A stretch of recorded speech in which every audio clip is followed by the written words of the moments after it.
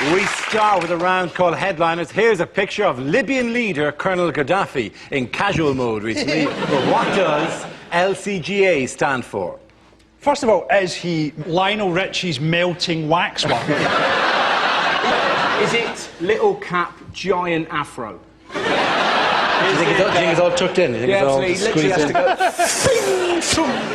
Is it love confuses Gaddafi's assassin? I would kill him, but look at that little smile. How could you?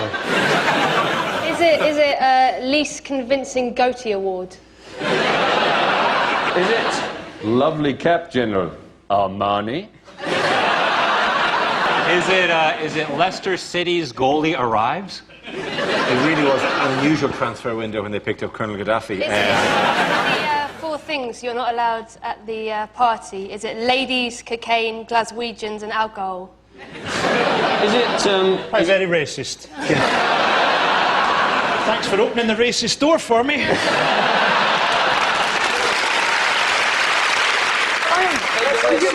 Do you actually have a racist door? I always imagined it was more like... children's show. Yeah, exactly. Hello, children, shall we open the racist door? Who's behind? Oh, it's Ching Chong Chinaman. the risk of being satirical, is it just Lockerbie cover-up, Gordon agrees? Look at Radio 4 now, Dennis. With your correct sounding answer. Is it what George Bush used to call him? Little crazy goddamn Arab.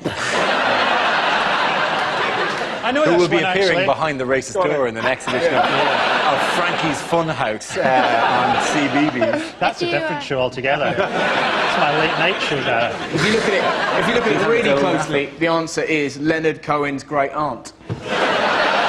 I'm genuinely going to have to get a correct answer. Libyan Colonel... Oh, no, Libyan celebrate Gaddafi's anniversary. It is, of course, well done, Hugh. Yes, the answer I was looking for was Libya celebrates Gaddafi anniversary. The colonel seized power at a military coup 40 years ago this week. How time flies. And the country marked the occasion with 6 days of extravagant and compulsory celebration. How was it? Did you enjoy it? It was absolutely fantastic. I had a whale of a time. Every time the dip star were absolutely outrageous. I would imagine that was top quality hummus, all right. Yeah. It was fantastic. They compared it, didn't they? He said that it would be a celebration on the same lines or even better than Beijing 2008, didn't they? And the reason he said that was because apparently, as well as fireworks and stuff, they've got the world's biggest tent. Yeah. That was amazing, which isn't even true. The biggest tent in the world is the one Vanessa Feltz uses when she goes to Glastonbury. A friend of mine. Not from you. It's the world's biggest tent, though. It would have taken an absolute arseache to put it up, wouldn't it? Do you think they just spent ages... Andy, you're putting your tents up wrong. Yeah. Well, how do you?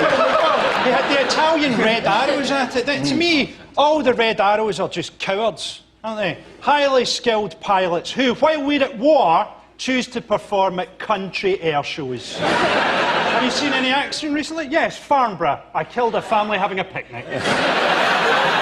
During the actual ceremony, the ceremony of the usual stuff, there was dancers, and then there was like a big eye for no properly explained reason, and people would walk into the big eye. That's them going into the party. You should see where they're coming out. It's really great. And then as well as that, there was this weird kind of motif, which was they commemorated the hanging of Libyan patriots by the Italians, right? Do you know what you can't see just out of that shot? The relatives of those people are desperately trying to guess the letters of a huge word. Is it a miniature of that as an executive toy? Yeah. It's almost like Libya forgot about Gaddafi's 40th anniversary and had to pick up a stage show on the way home. Quick, go to the garage. We need a massive international stage show. I've got an eye. What does that represent? You know, looking at things for 40 years. Good work, good work. Good work, because this obviously is what Gaddafi looks like these days. Yeah, which is, let's face it, quite rock and roll. In fact, it's exceptionally rock and roll when you see who he most resembles in the world, which is Tom Jones. And I'm just like, you couldn't just pick... You pick any photograph of Gaddafi. Look, in a hat. But what's this? Oh, my God. It's Tom Jones. It's Tom Jones. Who was at it? Who attended, by the way? Well, no one, really. There was one world leader who came, didn't he, in the morning? That was Berlusconi. Berlusconi accepted the invitation when he heard that Jordan was going, although he left early when he found out it was the country. It's sad, isn't it? Because it's always going to be a different party once Berlusconi goes. You know, you're like, oh, cancel the cat-headed women, send someone out to buy Boggle and Scattergoose. They'd one Western leader at it, and that was because, like, Mugabe and various people arrived, but they also had, excitingly, the President George Abella of Malta and his wife, Margaret. Which just sounds like the most, like they drove there with a caravan.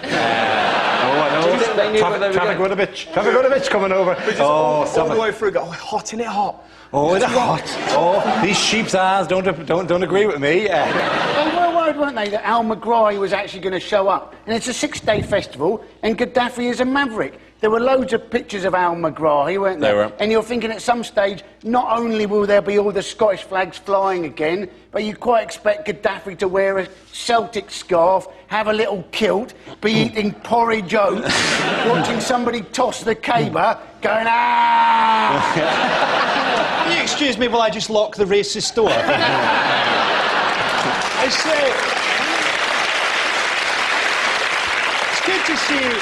good to see Megrahi's taking the Scottish lifestyle back with him, though. He's living in a tent and taking morphine every day. I think, you know, people say it's gone bad diplomatically, but it's gone not that bad considering it's Scottish people trying to do diplomacy. It's gone quite well. The average Scottish person's idea of diplomacy is going, you're a but it's okay, I like